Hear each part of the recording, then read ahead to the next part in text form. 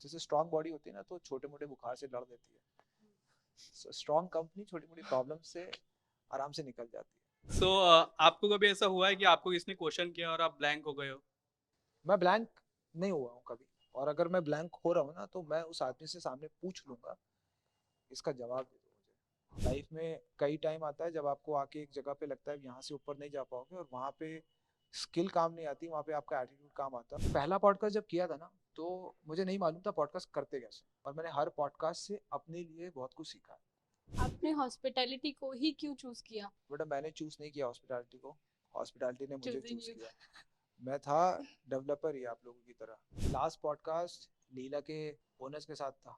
मैं कहाँ पॉडकास्ट कर रहा था, जिनको जानता था वर्सेस इन्हें जिनको मैंने कभी आइडल की तरह देखा था।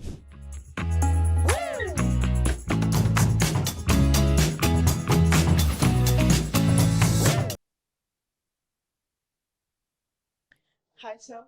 Hello, everyone. So every time we do this, connecting the dots. इस बार भी connecting the dots ही है, but there is a slight change.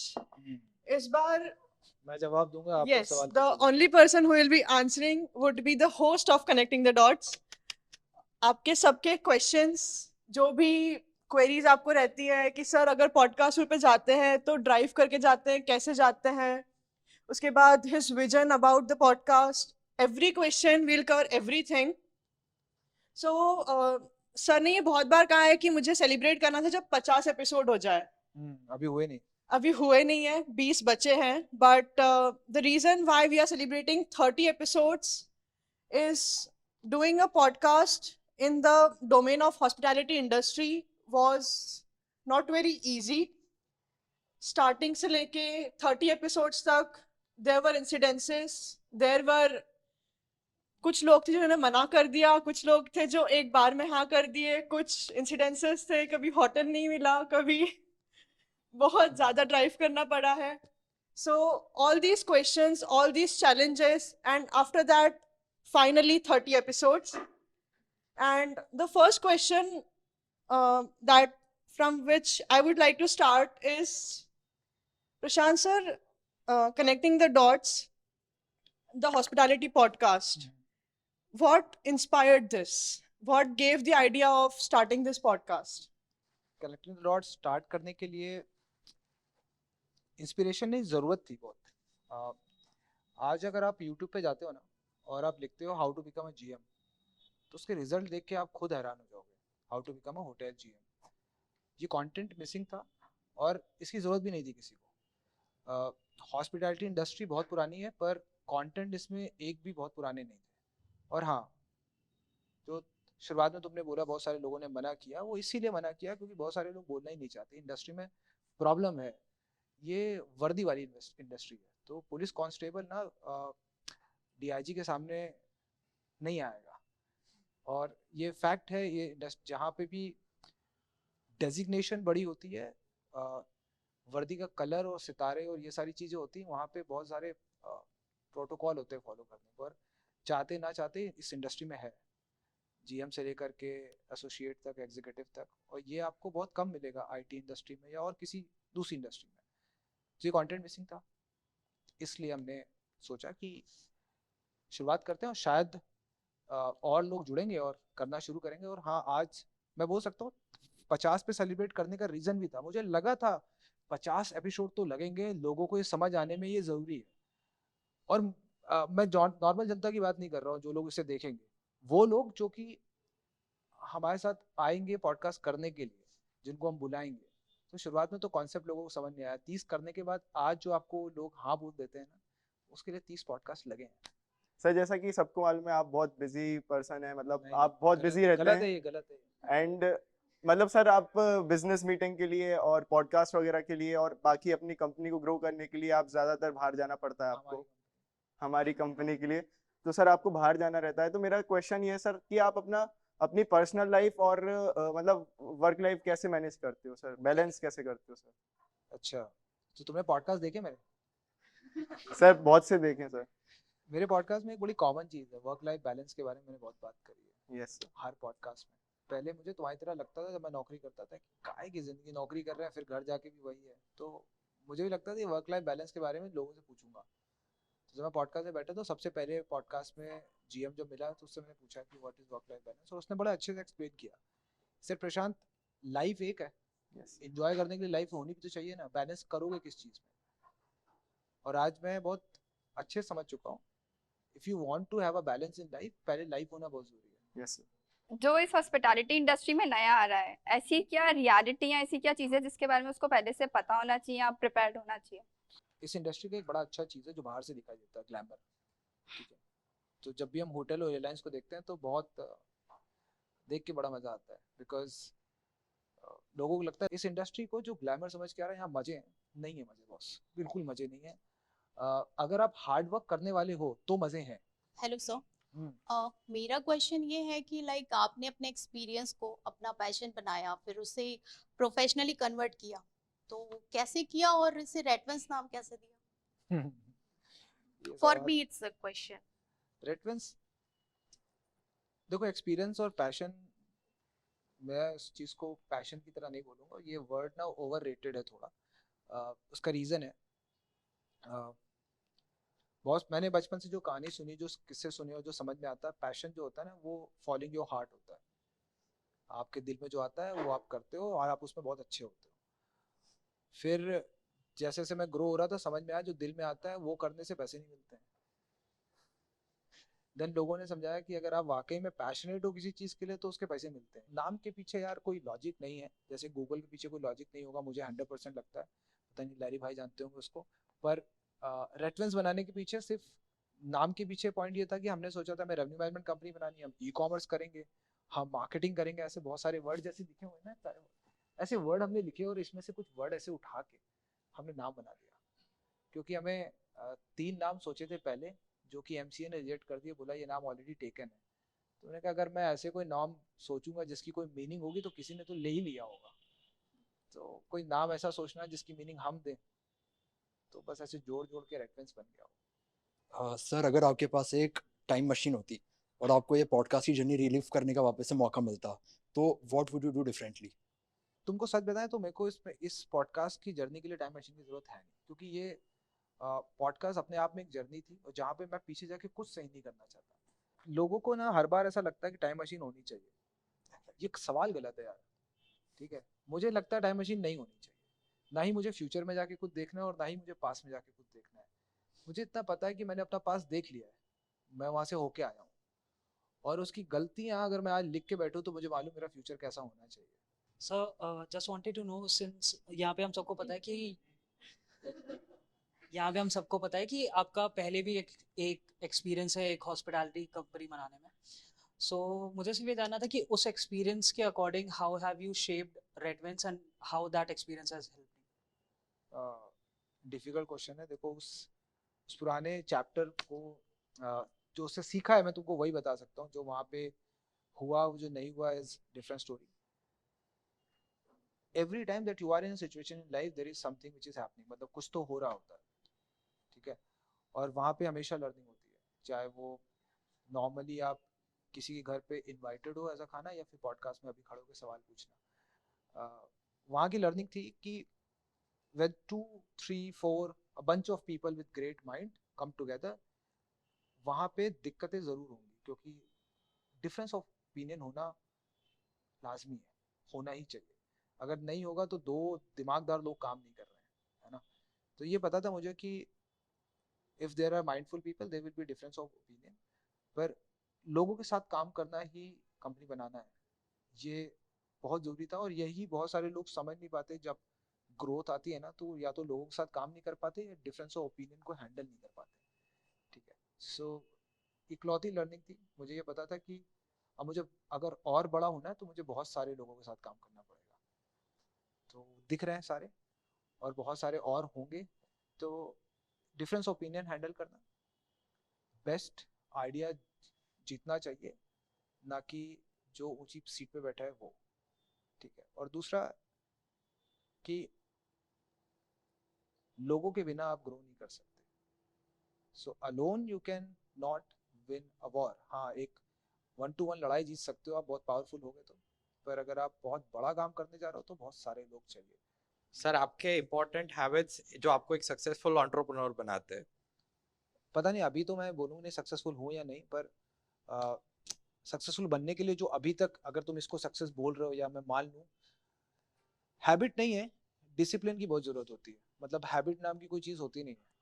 तो एक डिसिप्लिन, दूसरा मैंने बोला आपको कि आप लोगों के साथ काम करना, टीम वर्क बहुत ज़रूरी है।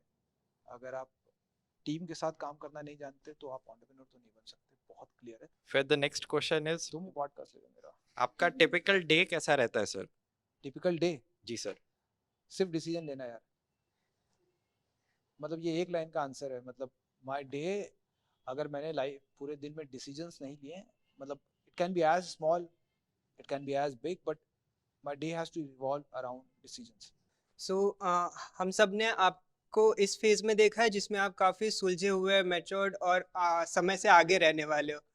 What decisions do you think कि जब आप बच्चे मतलब चाइल्डहुड वाले या फिर टीनेज में से उस फेज में ऐसे डिसीजंस या ऐसे एक्सपीरियंसेस है जो आप जब देखते हो अपनी इस लाइफ को तो वो सारे एक्सपीरियंसेस याद आता है? मैंने बोला ना कि वो अभी इसी के जवाब देते समय, लाइफ में पेशेंस बिल्ड करना बहुत इंपॉर्टेंट है। और जब आप बिजनेस बनाने या आज की आप सुलझा हुआ बोल रहे हो ना, वो सुलझा हुआ होना पड़ता है, क्योंकि आपको डिसीजंस क्विक लेने होते हैं और इन सारी चीज़ों को सोच के लेना होता है। पहले सोचा नहीं जाता था ना, काम नहीं किया तो टीचर 4 स्केल मारेगी और क्या मालूम होता था मैक्स क्या होगा। सर आप इतने सारे पॉडकास्ट शूट करते हो तो अपने आप का आप कैसे प्रिपेयर करते हो? मैं और यस, और सेकंड थिंग एक और क्वेश्चन है कि जिनके साथ हम पॉडकास्ट करते हैं तो उनके लिए क्या एडवांटेज है, अगर है तो क्या है? ठीक है, तो उनके पास बहुत एक्सपीरियंस होता है और उनके लिए फ़ायदा ये है कि when they come out they can talk, जो उनके एक्सपीरियंस है, जो कि प्लेटफॉर्म मिसिंग था, इसीलिए हमने पॉडकास्ट शुरू किया। और रही बात मुझे प्रिपेयर करने की, मैं सच बोलूँ तो मैं कुछ प्रिपेयर नहीं करता हूँ। मैं बस उस इंसान के बारे में जानने की कोशिश करता हूँ जिसके साथ मैं बात करने जा रहा हूँ, क्योंकि मैं पॉडकास्ट को उस तरह नहीं लेता कि मेरे पास एक एजेंडा है, इस पॉडकास्ट से मुझे क्या हासिल करना है। मेरे पास सिर्फ एक ही एजेंडा होता है, मुझे इस इंसान को अच्छे से जानना है। Hello sir. सर आप अपने फ्री टाइम पे क्या करते हो?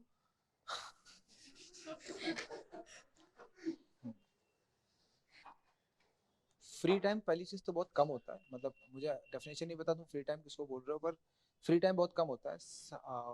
पूरे दिन यहाँ जाता है और इसके बाद का जो बचा हुआ टाइम होता है सोने से पहले का, वो सोचने में जाता है कि आगे क्या होने वाला है, क्योंकि आज जो किया उसका रिजल्ट कल सुबह आएगा। ठीक है, वो सोचना होता है। पर जब भी फ्री टाइम होता है तो मैं कुछ ना कुछ करने की कोशिश कर रहा होता हूँ, जैसे गाने सुनता हूँ, ठीक है, और बुक्स पढ़ने की कोशिश करता हूँ, या अपनी नॉलेज इंक्रीज करने की कोशिश करता हूँ, नहीं तो अपने आप को जानबूझ के किसी काम में एंगेज कर लेता हूँ। सर जो पॉडकास्ट स्टार्ट होते हैं आपके 1 से लेके 30 तक का, तो ऐसी कोई फीलिंग है जो कांस्टेंट रही हो, एंजाइटी या एक्साइटमेंट, कुछ भी मतलब जो हमेशा फील होता हो हर पॉडकास्ट के पहले? नहीं यार, कोई कांस्टेंट नहीं है, ये चेंज होता रहता है। पहले वाला पॉडकास्ट जान पहचान के लोगों के साथ था, वहाँ पे फीलिंग थी कि ये सीरियस लेंगे भी नहीं। ठीक है, और लास्ट पॉडकास्ट लीला के ओनर्स के साथ था, वहाँ पे भी मुझे समझ में आया कि यार मैं कहाँ पॉडकास्ट कर रहा था, जिनको जानता था वर्सेस इन्हें जिनको मैंने कभी आइडल की तरह देखा था। और लिटरली अमृता नायर को मैंने कभी ऐसे देखा था, she is the owner of Leela, और वो मेरे साथ बैठे हुए थे, बात कर रहे थे। तो फीलिंग कांस्टेंट नहीं है, पर हर बार नई फीलिंग है, ये मैं तुम्हें ज़रूर बता सकता हूँ। For example I give you one very nice example, और ये मैं फेवरेटिज्म के लिए नहीं बोल रहा हूँ, पर मैं जुबिन के साथ बैठ के पॉडकास्ट कर रहा था, जो कि ISH के डीन है, एंड वो आदमी बैठा हुआ था, and I knew not very much about him, और शायद वो जगह पे इतना पता भी नहीं था मुझे। जब मैंने पॉडकास्ट स्टार्ट किया तो उन्होंने बोला मुझे कि ही हैज़ ऑटिज़म, उनको ADHD है। और मैं 5-6 मिनट के लिए ना, मेरे पास शब्द नहीं थे बोलने के, क्योंकि मुझे अपना स्ट्रगल दिखाई दे रहा था कि यार मैंने स्ट्रगल किया लाइफ में, और मुझे बहुत सारे जितने पॉडकास्ट किए थे और वो हम सबसे ऊपर थे।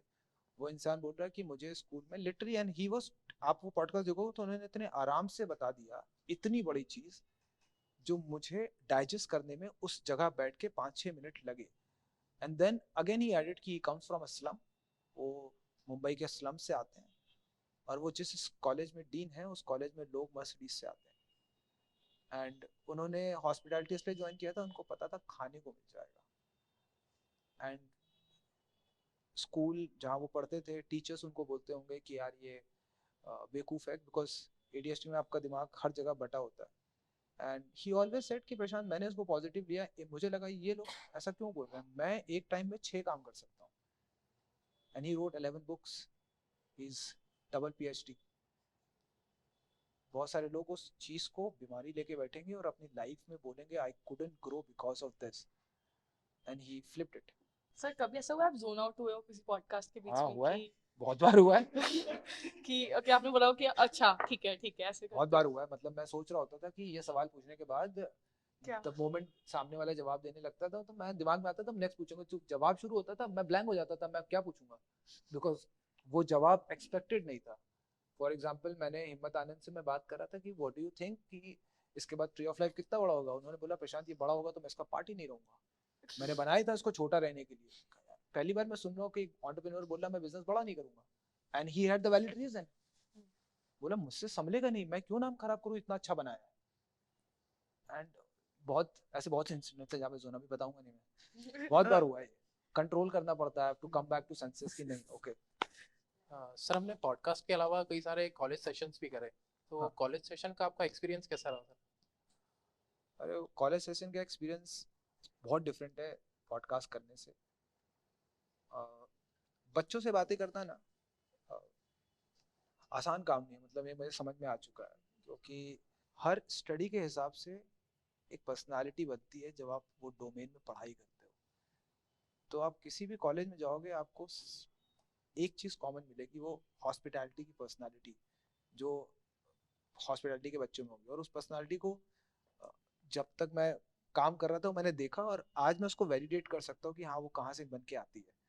And over a period of time अगर आप एक इंडस्ट्री में काम कर लेते हो थोड़ा बहुत, चाहे आप उस इंडस्ट्री से पढ़ के आए हो नहीं आए हो, आपके अंदर भी वो आ जाती है।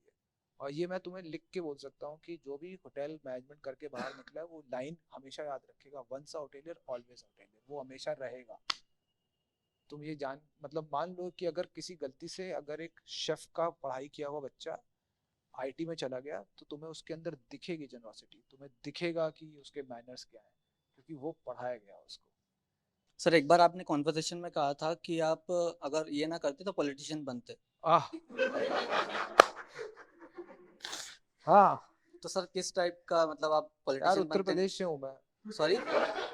और हमारे यहाँ सिर्फ यही चीज़ होती है कि या तो आदमी बहुत शानदार गुंडा बनता है और या बहुत शानदार IAS ऑफिसर नेता, ये बनते हैं लोग। 3 ही ट्रेड है हमारे यहाँ। और वो तो अच्छा है टाइम से निकल लिए थे वहाँ से, इसलिए मैंने बोला अगर यहाँ नहीं होते तो वहाँ होते, और वहाँ रहने के बाद 2 ही चीज़ में अच्छा पैसा है, तो बहुत पढ़ाई करके IAS ऑफिसर बन जाओ, तुम्हें दिखेगा मैक्सिमम बिहार उत्तर प्रदेश के लोग मेहनत करते हैं IAS बन जाते हैं। और आजकल तो नया आ गया DMRC BHEL इन सब में चले जाते हैं, हमारे खुद के कज़न हैं। दूसरा अच्छी चीज़ है कि अगर आप बिलोंग करते हो उस क्षेत्र से उस जगह से तो उसका फुल उपयोग करना चाहिए। और हमारा नेता बनना जो है बाय डिफ़ॉल्ट है, वो भी आपको चलोगे कभी बैकग्राउंड देखोगे तो पता चल ही जाएगा। सो आसान है वो। मेरा क्वेश्चन आपसे ये है कि आपने हॉस्पिटैलिटी को ही क्यों चूज किया, और आपको ऐसा क्या पसंद था हॉस्पिटैलिटी में, इस करियर में आने के बाद आपको क्या पसंद आया? बेटा मैंने चूज नहीं किया हॉस्पिटैलिटी को, हॉस्पिटैलिटी ने मुझे Choosing चूज you. किया। मैं था डेवलपर ही आप लोगों की तरह, और SQL सर्वर बहुत अच्छा आता था मुझे, और नौकरी मिल नहीं रही थी तो इंटरव्यू दे रहा था मैं, क्योंकि DMRC में नौकरी करना पॉसिबल नहीं था, गवर्नमेंट एग्ज़ाम देना पड़ता, एयरपोर्ट मेट्रो बंद हो रही थी, तो नौकरी की तलाश में था। और एक सेम यही ग्लैमर सोच के मैं चला गया इंटरव्यू देने, सिलेक्शन हो गया। फिर जब मैंने काम करना शुरू किया तो इस इंडस्ट्री का बैक एंड मुझे समझ में आया, जहाँ पे मैं रेवेन्यू मैनेजमेंट देख रहा था। तो जब मैंने करना शुरू किया तो ग्रोथ मिलनी शुरू हो गई, मैंने कहा यार यहाँ तो क्विक ग्रोथ है। तो एक चीज़ समझ में आई कि हॉस्पिटैलिटी में अगर आप सही डोमेन में हैं तो ग्रोथ बहुत जल्दी मिलती है। और दूसरा अच्छा क्या लगा यार, ये ट्रैवल करना, ये 5 स्टार होटल में फ्री में रुकना, और अच्छे खाने खाना, ये सब था। सर मेरा क्वेश्चन ये था कि आप लगभग 15 साल से इस इंडस्ट्री में हैं, आपने एज अ टीम लीडर भी काम किया है और आप CEO हैं, तो आपको ऐसी कौन सी आपकी स्किल्स थी जो पर्सनल या प्रोफेशनल्स जो आज आपको लगता है कि आपको बहुत मोस्ट वैल्यूएबल है आज इस रोल में आपके लिए? या स्किल थी नहीं, वो 15 साल लगे, जो तुमने लाइन बोली ना, वो 15 यस साल लगे एक्वायर करने के लिए। जब जिस चीज़ की ज़रूरत पड़ती रही वो सीखता रहा, बस यही किया मैंने। जहाँ पे लगा कि यार इसके बिना काम नहीं होगा, ये स्किल सीखनी पड़ेगी, सीखी। और स्किल से ज़्यादा मेरे ख्याल से एटीट्यूड मैटर करता है बहुत ज़्यादा लाइफ में। कई टाइम आता है जब आपको आके एक जगह पे लगता है यहाँ से ऊपर नहीं जा पाओगे, और वहाँ पे स्किल काम नहीं आती, वहाँ पे आपका एटीट्यूड काम आता है। Hi, sir. What is connecting the dot is for you? Connecting the dot नाम से क्लियर है यार, हम डॉट्स कनेक्ट कर रहे हैं। बहुत सारे ऐसे बिखरे हुए लोग हैं जो कि जिंदगी में कुछ अचीव कर चुके हैं हॉस्पिटैलिटी में। और तुम तो मत पूछो यार, तुम ब्रांडिंग की टीम से हो मेरी। सो बहुत सारे लोग हैं लाइफ में, इंडिविजुअलिटी में वो बहुत कुछ अचीव कर चुके हैं। मैंने बोला कि अगर हम इन सबको कनेक्ट करेंगे देन प्रॉब्ली इससे एक बहुत अच्छा नेटवर्क बन सकता है, जिसमें बहुत सारे नए लोग जुड़ सकते हैं, इससे बहुत सारा ज्ञान ले सकते हैं, विजडम ले सकते हैं। कनेक्टिंग डॉट्स का पर्पस ही यही था कि जितने लोग हॉस्पिटैलिटी में कुछ हासिल कर रहे हैं या कर चुके हैं, हमें उनके तक पहुंचना और उन्हें इस आर1 के थ्रू जोड़ना, ये पर्पस था। सर मेरा क्वेश्चन ये है कि आप सारे डायरेक्टर्स कैसे मिले and what are the common goals और values that brought you together?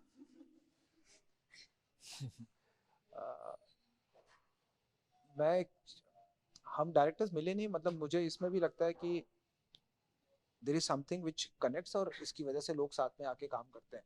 बहुत मुश्किल उस दिन मैं बैठ के ये सवाल डिस्कस कर रहा था मेरे बर्थडे के एक दिन पहले या उस दिन ही, कि ऑड बड़े मुश्किल हैं कि आप किसी इंसान के साथ उसी जगह पे वहीं पे सेम काम कर रहे हो जिस इंसान को आप आज से 2 साल पहले तक जानते ही नहीं थे।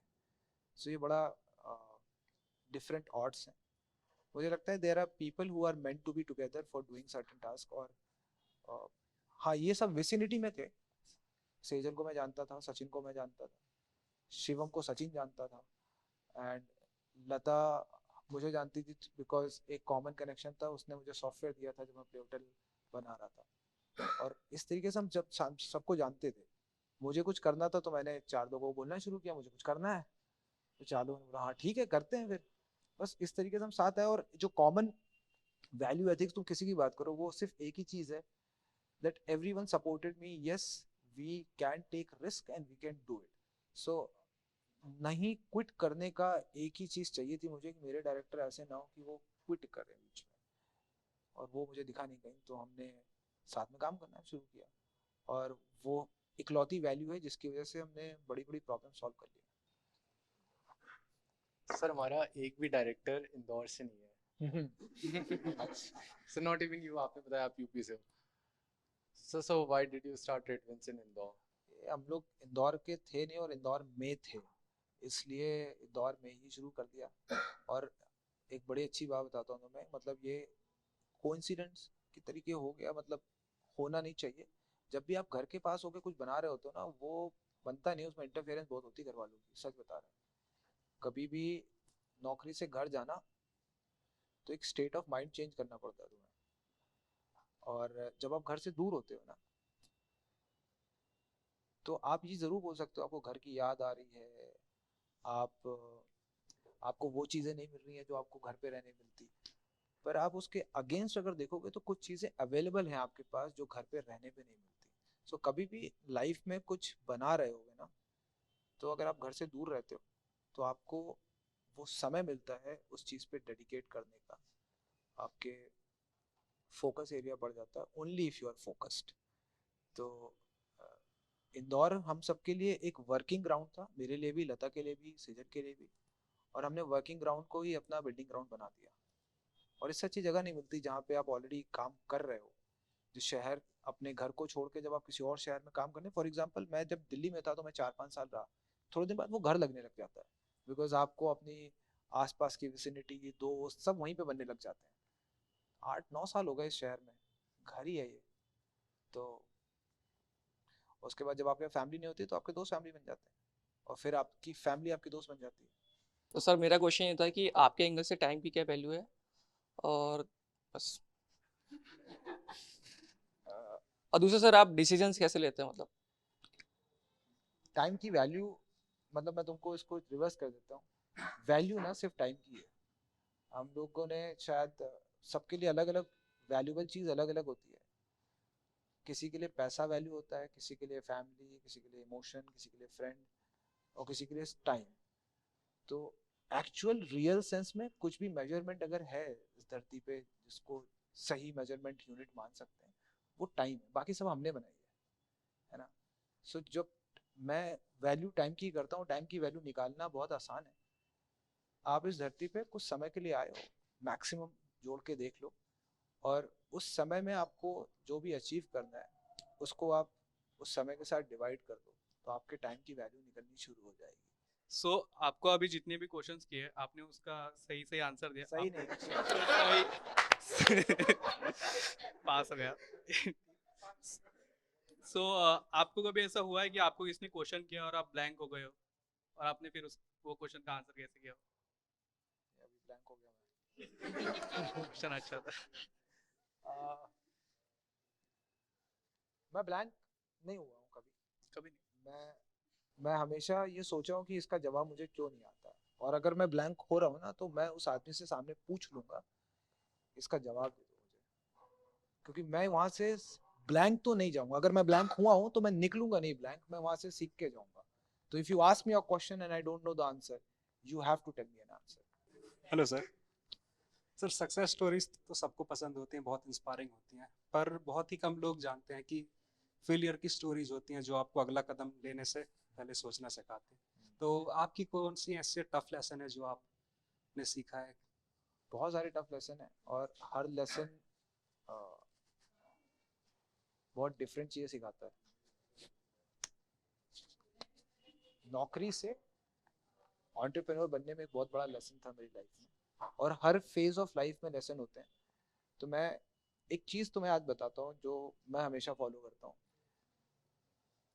कभी भी देखना, तब कोई हैप्पी मोमेंट होता है ना, तो हम उसको याद रखने के लिए उसकी फोटोज खींचते हैं, और जब भी सैड या कुछ खराब होता है तो हम उसमें रो रहे होते हैं, परेशान होते हैं, हमें डिटेल में याद होता है क्या हुआ था उस दिन। ह्यूमन ब्रेन इज मेड कि हम अपनी गलतियों से सीखें, ठीक है। Over a period of time हमने ये सीखा कि जब भी कुछ लाइफ में खराब होता है तो हमारे घर वाले, हमारे दोस्त बोलते हैं भूल जाओ यार उसको, वो चीज़ भूल जाओ वो। पर if there is a bad thing happening in your life and you are coming out of it, which means you have done something right to come out of it. तो अगर वहाँ लर्निंग नहीं है तो कहाँ है? सर हर किसी की लाइफ में एक बुरा टाइम आता है जब वो डीमोटिवेट हो जाता है, तो आपकी लाइफ में भी कभी ना कभी ऐसा तो हुआ हो? डेली। तो फिर आप खुद को मोटिवेट कैसे करते हैं?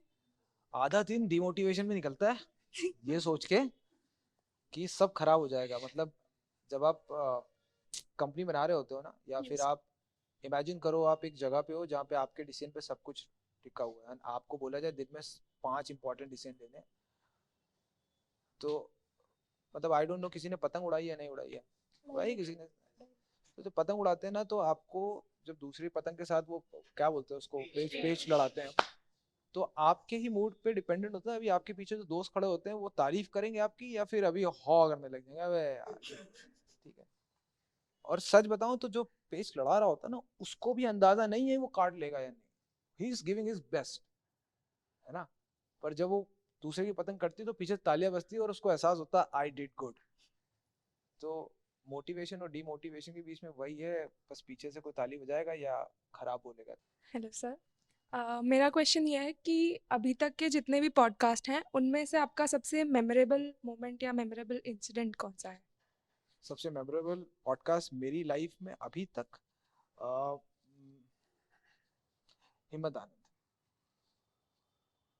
वो सबसे ज़्यादा इम्पोर्टेंट है मेरे लिए, बिकॉज हिम्मत आनंद ने जो बनाया था उसके पीछे बहुत अच्छी, बहुत ब्यूटीफुल जर्नी थी उस होटल ब्रांड के पीछे, और मैं हमेशा से चाहता था, मेरी विश थी कि मैं उनसे मिलूं, बात करूं और उनके व्यू समझूं। अब हिम्मत आनंद ने ट्री ऑफ लाइफ छोड़ दिया। इस पॉडकास्ट की टाइमिंग इसलिए अच्छी थी, मीनवाइल जब वो उस कंपनी में थे, जब उन्होंने बनाया तो उनके क्या व्यू थे मुझे पता चले। और हाँ, दोबारा वापस से उनसे मिलना ज़रूर चाहूँगा कि जब उन्होंने वो कंपनी सेल ऑफ कर दी या उससे एग्जिट ले लिया, अब वो एज एन एक्स एंटरप्रेन्योर कैसी ज़िंदगी गुजार रहे हैं। सो वो पॉडकास्ट मेरे लिए बहुत अच्छा था अभी तक का। फेवरेट था नॉट बिकॉज उसमें क्या लर्निंग थी क्या नहीं, वो मेरा पर्सनल फेवरेट था। Hello sir. Right answer. Sir मैं क्वेश्चन था कि आपने इतने पॉडकास्ट करे, Himmat Anand is one of your favourite, और कौन है जिनके साथ आप करना चाहेंगे पॉडकास्ट? करना चाहेंगे, बहुत बड़ी लिस्ट है, मालविका के पास है पूरी लिस्ट। टॉप 3 बता दीजिए सर फिर। एक एक मेरा ड्रीम पॉडकास्ट है जो अभी तक हुआ नहीं और मुझे पता नहीं मैं वो कब करूंगा, वो है मिस्टर स्वरूप। दूसरा है रतन केसवानी, और एक दो नाम और है, पर ये दोनों बहुत इंपॉर्टेंट पॉडकास्ट है मेरे लिए, जिनमें से एक मेरे ख्याल से रतन केसवानी हम कर रहे हैं, और मिस्टर स्वरूप का पता नहीं कब हिम्मत आएगी उनसे बोलने की, पर बोलूंगा मैं कभी। वाई? मेरे गुरु हैं यार, वो मेंटोर थे, उन्होंने सिखाया, और उनके साथ बैठ के बात करने के लिए, उनसे सवाल पूछने के लिए काफ़ी जवाब तो मुझे ऑलरेडी मालूम है, और जो सवाल मुझे उनसे पूछने हैं वो सवाल बड़े गंभीर हैं, और वो नॉर्मल जनता के लिए नहीं, मेरे खुद के लिए होंगे, तो और मैं बैठ के बात नहीं करना चाहता, मैं रिकॉर्ड करना चाहता हूँ। ओके, और दूसरी मैम का जिनका नाम लिया आपने, उनका? रतन केसवानी। सॉरी। रतन केसवानी, वो हो रहा है, वो हम बहुत जल्दी कर लेंगे। सर आपके अपकमिंग गोल्स क्या है कंपनी को लेकर? मेरे अपकमिंग गोल्स बहुत सिंपल क्लियर है।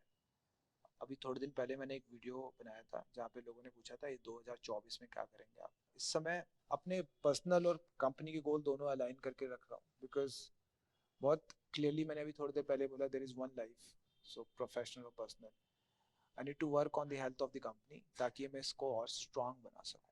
तो सर एक रैपिड फायर है, बेसिकली हम कुछ इमोशंस के नाम लेंगे, आपको बताना है कि कौन से पॉडकास्ट आप रिलेट कर सकते हो। आपने बोला वैरायटी ऑफ इमोशंस थे, तो कौन से पॉडकास्ट से कौन सा इमोशन फील हुआ? ऐसे मल्टीपल हो जाएंगे, रहने दो यार। First excitement, Himmat Anand, nervousness, Amrita Nair, curiosity, Lalwani, mister Lalwani, anxious, mister Matthews. बस लास्ट ईगरनेस वो है जो अभी तक हुआ नहीं है, दैट इज मिस्टर स्वरूप। एक रिक्वेस्ट है, I would like to ask the directors to ask one question each, not about the company और द गोल्स। ठीक ठीक पूछ लो, इतने पूछ ही चुके। मेरा एक क्वेश्चन ये था, अभी तक के 30 पॉडकास्ट हो चुके हैं, right, each and every owner जितने भी थे, लेकिन कभी तुम्हारा पॉडकास्ट होगा तो तुम्हें क्या लगता है कि यार ये बंदा अगर मेरा पॉडकास्ट ले रहा होता तो मेरे लिए बहुत ही एक्साइटिंग, और ये मेरी लाइफ की विश है कि इस बंदे के साथ या ये बंदा मेरा पॉडकास्ट लेगा तो मेरे लिए बहुत अच्छा रहेगा। वो कौन? अभी तक तुम ले रहे हो, लेकिन कोई तुम्हारा लेगा तो वो कौन हो सकता है? पहली चीज तो मुझे ये मालूम नहीं है कि एक्साइटिंग क्या होगा, कौन मेरा पॉडकास्ट ले रहा होगा। मेरे ख्याल से वो आदमी को एक्साइटमेंट होनी चाहिए मेरा पॉडकास्ट लेने के लिए। ये मैं इस पे जवाब ढंग से दे नहीं पाऊंगा। मेरे को एक्साइटमेंट नहीं किसी को पॉडकास्ट देने में। मेरे ख्याल से अगर जिसको एक्साइटमेंट होगी वहाँ मैं खुद एक्साइटेड हूँ उसे पॉडकास्ट देने में, चाहे वो हॉस्पिटैलिटी इंडस्ट्री से हो या ना हो, चाहे वो आप ही लोग क्यों ना हो, एक्साइटमेंट सामने वाले से होनी चाहिए। सर आपके साथ ट्रैवल हम लोग ने किया है फॉर द पॉडकास्ट, बट हम लोग अपना नॉर्मल बात कर रहे होते हैं पॉडकास्ट से जस्ट पहले। हम पॉडकास्ट पे बैठने के बाद आपकी पर्सनालिटी एकदम चेंज हो जाती है, ठीक है। सो वो स्विच में और क्या जाता है नॉलेज और एक्सपीरियंस के अलावा? वो स्विच में सचिन बहुत स्टेबल माइंड जाता है। क्योंकि कई बार हम पॉडकास्ट में बैठे हैं और उसके पहले बहुत कुछ जिंदगी की भसड़ की बात कर रहे होते थे हम। इनफैक्ट मुझे याद है कॉलेज का सेशन से पहले हम बात कर रहे थे कुछ 1 लाख का क्लाइंट और ये और लॉस, कुछ लॉसेस की बात कर रहे थे हम। उसमें एक चीज होती है लाइफ में, जब आप मल्टीपल चीजें कर रहे होते हैं और सबका अम्ब्रेला एक होता है, मतलब एवरीथिंग इज फॉर रेफरेंस, तो आपको मालूम होता है कि एक इसी अम्ब्रेला में एक चीज खराब हुई है और इसी अम्ब्रेला की एक चीज अच्छी जो तुम करने जा रहे हो, you can't have that face to this, otherwise आप इसको भी खराब कर दोगे। सो ये स्विच ना रियलिटी है, ये फैक्ट अगर आपको नहीं मालूम है तो आप स्विच नहीं कर पाओगे। अगर ये फैक्ट पता है तो आप कर पाओगे। फॉर एग्जांपल अपने पिताजी से लड़के अपनी मम्मी से खराब बातें नहीं करनी चाहिए। और ये फैक्ट अगर आपको मालूम है तो आप घर में कम से कम एक के साथ सेवियर हो, एक आपको देख लेगा और आपका घर का वो रात ढंग से कट जाएगी। और पापा से लड़ाई करके वो मम्मी से बकवास करोगे तो रात का खाना भी नहीं मिलेगा दोस्त, ठीक है। तो ये फैक्ट है, इस फैक्ट को जितनी जल्दी एक्सेप्ट कर लोगे उतनी जल्दी स्विच हो जाता है लाइफ में। एक और चीज, चीता वर्ड लोगों ने यहाँ पे सुना है, हॉस्पिटैलिटी में बहुत यूज होता है, मतलब मैंने भी सुना है। सर आपने कभी किसी को चीता बोला है या फिर आपने अरे बोला कभी है, लिया है? बोला है। हमको चीता बोल बोल के तो ये बनाया गया, मतलब मुझे ये पता है ना, वो पैशन वाला जो मैंने बताया, यही कह कह के तो आप काम करते हो 18 घंटे। हाँ। तो तू चीता है मेरा, और ये करके 2 घंटे हमने और काम कर लिया। पर सच बताएं, वो चीता वर्ड ना आपको वाकई में फील करना पड़ता है, तभी आप कर भी पाते हो। और जिन्होंने फील नहीं किया है ना, उनको उसका ड्रॉबैक भी मिलता है लाइफ में, और जिन्होंने फील किया वो वाकई में चीता होते हैं, और ये फैक्ट है। तो मैंने देखा है उन लोगों को जो वाकई में, जिनको चीता बोला जाता था, वो चीते होते थे, और वो आज लाइफ में जो कुछ कर भी रहे हैं वो इसीलिए क्योंकि वो चीते हैं। तो ये वर्ड खाली ऐसे नहीं बनता, इसके पीछे काफ़ी एक्सपीरियंस और काफ़ी नॉलेज गई होती है लोगों की। तो हाँ, मैंने भी लोगों को बोला, मेरे साथ थे 2-4 लोग काम करते हैं, और अभी भी मैं यहाँ पे वो स्लैंग सूट नहीं करता जो हॉस्पिटैलिटी में होते हैं भसड़, मैं दूर रहना चाहता हूँ ताकि इन लोगों को फील ना आए, वरना 2-4 चीते यहाँ पे भी हैं। अभी तक आपने 30 पॉडकास्ट किए हैं, ये फैक्ट हो गया। तो 30 अलग अलग लोगों के साथ आपने बात की, और 30 लोगों के डिफरेंट पॉइंट ऑफ व्यूज थे। उनके पॉइंट ऑफ व्यूज का आपके लाइफ में, आपके डिसीजन मेकिंग पर क्या इम्पैक्ट आया? Confusion. Everybody. So I tell you, कोई एक पर्टिकुलर बहुत अच्छा सवाल है, और इससे मैं काफी दिन तक जूझा हूँ, बहुत ज्यादा।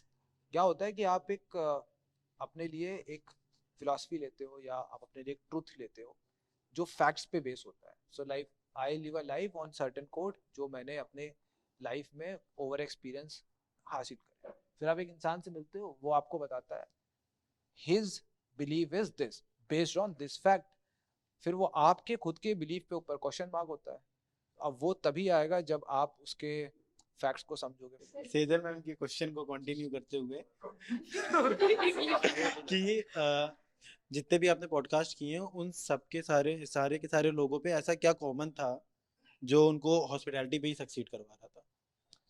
तो सारे के सारे लोग हॉस्पिटैलिटी से बहुत प्यार करते हैं। मतलब एवरी पॉडकास्ट तुम्हें एक चीज़ बहुत क्लियर मिलेगी, the people who are in this industry, even if they criticize, even they love this industry। और ये इस इंडस्ट्री का उनका प्यार है इस इंडस्ट्री की तरफ कि वो उसमें सक्सीड करते हैं। वो क्रिटिसाइज इसलिए नहीं करते क्योंकि उस इंडस्ट्री को बुरा मानते हैं, वो क्रिटिसाइज इसलिए करते हैं बिकॉज वो चाहते हैं कोई ठीक करे, ठीक है।